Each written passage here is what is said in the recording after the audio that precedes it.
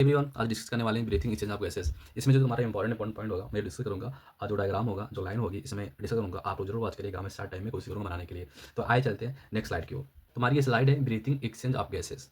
इसमें तुम्हारी डिफिनेशन देखना है, ब्रीथिंग का देखना है, रेस्पिरेशन का देखना है। तो इसमें तुम्हारा डिफिनेशन है the process of exchange oxygen from atmosphere with carbon dioxide produce by the cells is called breathing, commonly known as respiration.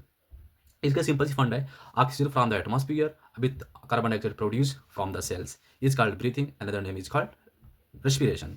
तो आइए मूव ऑन करते हैं नेक्स्ट स्लाइड की ओर। तो हमारी नेक्स्ट स्लाइड है ह्यूमन रेस्पिरेटरी सिस्टम। ये भी इंपॉर्टेंट है। इसका मतलब क्वेश्चन पूछ सकता है कहाँ से स्टार्ट होता है, कहाँ से एंड होता है। तो सबसे पहले देखेंगे एक्सटर्नल नॉस्ट्रिल, नेजर पासेज लिखा है।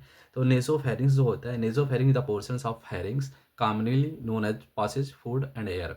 जो तुम्हारा नेसोफेगस होता है, इससे तुम्हारा पास होता है फूड एंड एयर होता है। अब देखेंगे इसके बाद नेजल चैम्बर होता है, फिर नेसोफेरिंग्स होता है, फिर ग्लाटिस होता है, फिर ट्रेकिया होता है। तो कुछ इस तरह से स्लाइड आपका था। नेक्स्ट स्लाइड की ओर चलते हैं। में आपका ये है ह्यूमन रेस्पिरेटरी सिस्टम का पूरा डायग्राम एक फॉर्म सेक्शन में दिया गया है। तो आप लोग जरूर देख सकते हैं कहाँ से स्टार्ट होता है, कहाँ पे एंडिंग होता है। एरो बेस लाइन देखिएगा, क्योंकि इंपॉर्टेंट यहाँ से कहीं भी डायग्राम देख सकता है, कहीं से नाम पूछ सकता है। तो आप लोग जरूर याद रखिएगा, क्योंकि आइए देखते हैं। सबसे पहले देखेंगे इपिग्लॉटिस। इपिग्लॉटिस सबसे ऊपर होता है, फिर लैरिंग्स होता है, फिर ट्रेकिया होता है। इसका डिटेल एनसीईआरटी में आप लोग जरूर पढ़ना, बट मैं अभी डायग्राम अभी नेम करके बता रहा हूँ, तो ये इंपॉर्टेंट है, तो आप जरूर याद रखना। ट्रेकिया देखेंगे, फिर देखेंगे प्लूरल मेम्ब्रेन देखेंगे, फिर बुलाए बोलते हैं, और फिर इसके बाद प्लूरल फ्लूइड बोलते हैं, फिर इसके नीचे ब्रोंकियल है, फिर डायफ्रागम तुम्हारा है, फिर लंग्स है तुम्हारा, फिर कट इंड ऑफ रिब्स है, फिर ब्रोंकस है। हार्ट तो मीडियास्टेनम में होता ही, लाइक दोनों लंग बिटवीन टू लंग्स के बीच में होता है। तो आप लोग जरूर ये याद रखिएगा, क्योंकि ये बहुत इंपॉर्टेंट है, कहीं से तुम्हारा पूछ सकता है। तो चलते हैं नेक्स्ट स्लाइड की। और नेक्स्ट स्लाइड में देखेंगे तुम्हारा particle pressure, oxygen, carbon dioxide और एटमॉस्फेयर के रिलेटेड दिया है, कितना क्या होता है, और टिश्यू का भी दिया है। तो आप जरूर ये याद करिएगा, लर्न बाई हार्ट याद कर लीजिए, चाहे जैसे करके, क्योंकि बहुत इंपॉर्टेंट है। तो सबसे पहले ऑक्सीजन, कार्बन डाइऑक्साइड, तो एटमॉस्फेयर में तुम्हारा 159 होता है, और कार्बन डाइऑक्साइड एटमॉस्फेयर में 0.3% होता है। फिर वहीं एलबीलाई के देखेंगे 104 होता है, और फिर कार्बन डाइऑक्साइड 14 होता है। ब्लड देखेंगे, ब्लड में डी ऑक्सीजनेटेड तुम्हारा ऑक्सीजन 40 होता है, कार्बन डाइऑक्साइड 45 होता है। फिर ब्लड ऑक्सीजनेटेड में देखेंगे तुम्हारा ऑक्सीजन 95 होता है, कार्बन डाइऑक्साइड 40 होता है। और टिश्यू में देखेंगे तुम्हारा 14 होता है, और फिर कार्बन डाइऑक्साइड 45 होता है। तो उसमें तुम्हारा सेम देखेंगे ब्लड एंड टिश्यू में। ब्लड एंड टिश्यू में तुम्हारा ऑक्सीजन जो होता है 40-40 होता है, और फिर जो कार्बन डाइऑक्साइड होता है 40-40 होता है। तो जरूर याद कर लेना, अभी नेक्स्ट स्लाइड में भी आने वाला है ये, तो आप लोग जरूर याद कर लेना। तो चलते हैं नेक्स्ट स्लाइड की ओर। नेक्स्ट स्लाइड आपका ये है रेस्पिरेशंस एक्सचेंज ऑफ गैसेस। इसमें तुम्हारा जो अभी पिछला स्लाइड था इसी से रिलेटेड है, वही है। आप जरूर उसी कंपेरिजन में देखना, तो आपको थोड़ा इजी हो जाएगा। तो सबसे पहले देखें इंस्पिरेशन देंगे, एक्सपिरेशन देंगे। तो इंस्पिरेशन इनसाइड, एक्सपिरेशन आउटसाइड, जो एरो दिया है इसके हिसाब से आप समझ सकते हैं। तो सबसे पहले देखेंगे, हम नीचे से स्टार्ट करते हैं। जो बॉडी, जो नेमिंग विथ एरो दिया, बहुत इंपॉर्टेंट, इसीलिए मैं ये वीडियो बना रहा हूँ। तो आपको जरूर एरो विथ नेम कभी डोंट फॉरगेट, नहीं कभी मत भूलना। तो आप देख सकते हैं, तो बॉडी टिश्यू है, तो बॉडी टिश्यू को देखेंगे, और सबसे पहले देखेंगे सिस्टेमेटिक सेरेटरी है। राइट साइड में देखेंगे तुम्हारी सिस्टेमेटिक सेरेटरी। सिस्टेमेटिक सेरेटरी का काम क्या होता है, फंक्शन क्या होता है, वो कैरी ऑक्सीजनेटेड ब्लड लेके जाती है, जिसमें पार्शियल ऑक्सीजन तुम्हारा 95 mmHg होता है। mmHg स्टैंडर्ड यूनिट है ब्लड का, तो ये भी याद रखना। और पार्शियल कार्बन डाइऑक्साइड 40 mmHg होता है। सेम थिंग्स इसका सिस्टेमेटिक सीक्वेंस का देखेंगे, लेफ्ट साइड का एरो जो शो कर रहा है, कैरी डी ऑक्सीजनेटेड ब्लड करता है। Partial pressure of oxygen 14 mmHg होता है, partial pressure of carbon dioxide 45 mmHg होता है। फिर राइट साइड में देखेंगे तुम्हारा पल्मोनरी वेन होता है, लेफ्ट साइड में देखेंगे तुम्हारा पल्मोनरी आर्टरी होता है। तो कुछ इस तरह से हो जाएगा। अब ऑक्सीजन 104 mmHg होता है, और पार्शियल कार्बन डाइऑक्साइड 40 mmHg होता है। ये तुम्हारा एल्वियुलर एयर का है, तो भी तुम्हारा इंपॉर्टेंट है, याद कर लेना। ये एल्वियुलर द्वारा एक्सचेंज होता रहता है, तो जरूर must be learn to important. चलते हैं नेक्स्ट स्लाइड की। देख सकते हैं रेस्पिरेटरी वॉल्यूम और रेस्पिरेटरी कैपेसिटी जो दिया है इस चैप्टर का, बहुत बहुत मस्ट इंपॉर्टेंट है। आप लोग जरूर याद कर लीजिएगा, चाहे इसे याद करना, क्योंकि पिछले बार 2024 में पूछेगा, 2025 में पूछेगा, क्योंकि breathing of exchange of gases से ज्यादा क्वेश्चन तुम्हारा लिमिटेशन यहीं से होता है, तुम्हारा क्वेश्चन यहीं से बनेगा। तो आप लोग जरूर याद रखिएगा कि बहुत इंपॉर्टेंट है। रेस्पिरेटरी वॉल्यूम से तुम्हारा क्वेश्चन पूछ लेगा, कितना क्या होता है वो भी पूछ लेगा। इंस्पिरेटरी कैपेसिटी से तुम्हारा कितने फॉर्म में तुम्हारा जो फार्मूला बनता है ये पूछ लेगा। तो इस साइड में आप देख सकते हैं पल्मोनरी कैपेसिटी, तुम्हारा जो इंस्पिरेटरी कैपेसिटी मतलब टोटल डिफिनेशन क्या था, total volume of air person का, person can inspire other normal एक्सपिरेशंस।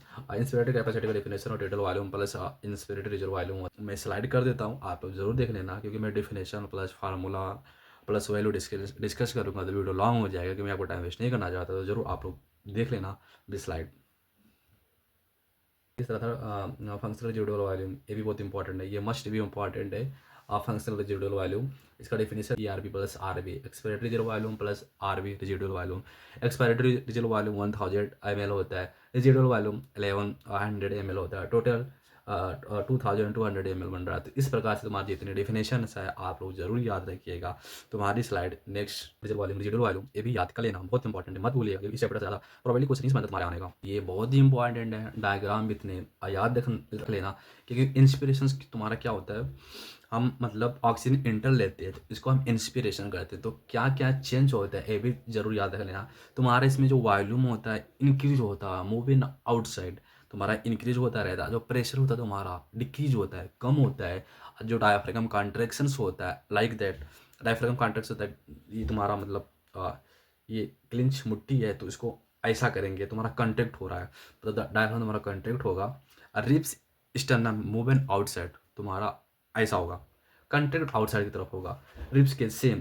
तो इंस्पिरेशन आप ये जरूर याद रख लेना। इसमें तुम्हारा क्वेश्चन क्या बनता है इंस्पिरेशन पे, इंस्पिरेशन में तुम्हारा वॉल्यूम इंक्रीज होता है, प्रेशर डिक्रीज होता है।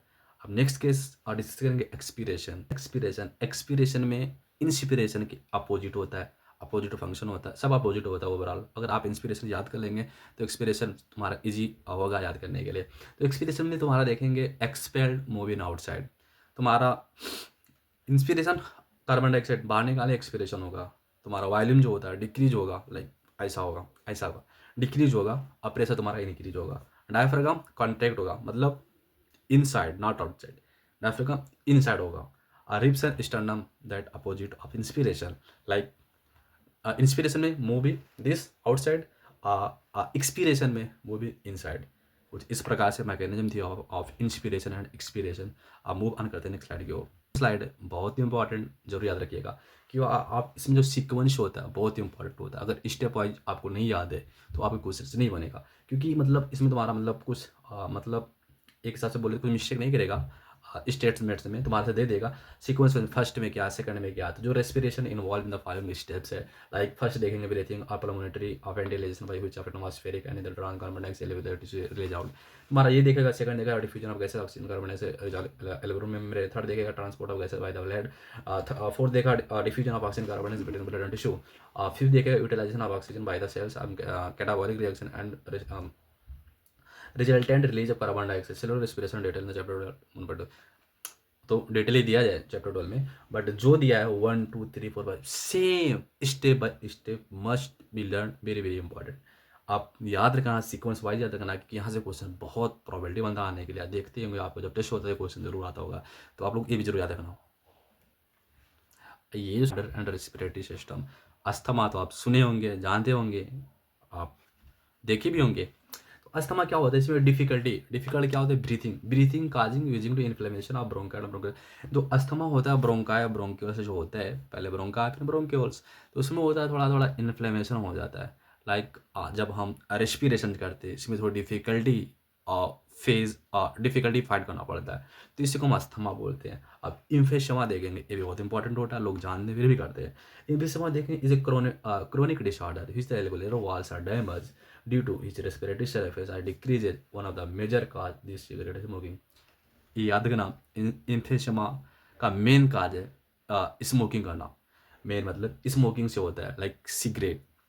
इस तुम्हारा इम्फेशमा इससे होता है, तुम्हारा जो एल्वेओलर वॉल होता है इसको डैमेज कर देता है और सरफेस एरिया को कम कर देता है, डिक्रीज कर देता है। तो तुम्हारा ये मेन डिसऑर्डर थे रेस्पिरेटरी का, अस्थमा एंड इम्फेशमा। तो आई होप पूरा देखे होंगे। एंजॉय संडे नेक्स्ट वीडियो के साथ। All the best, good luck.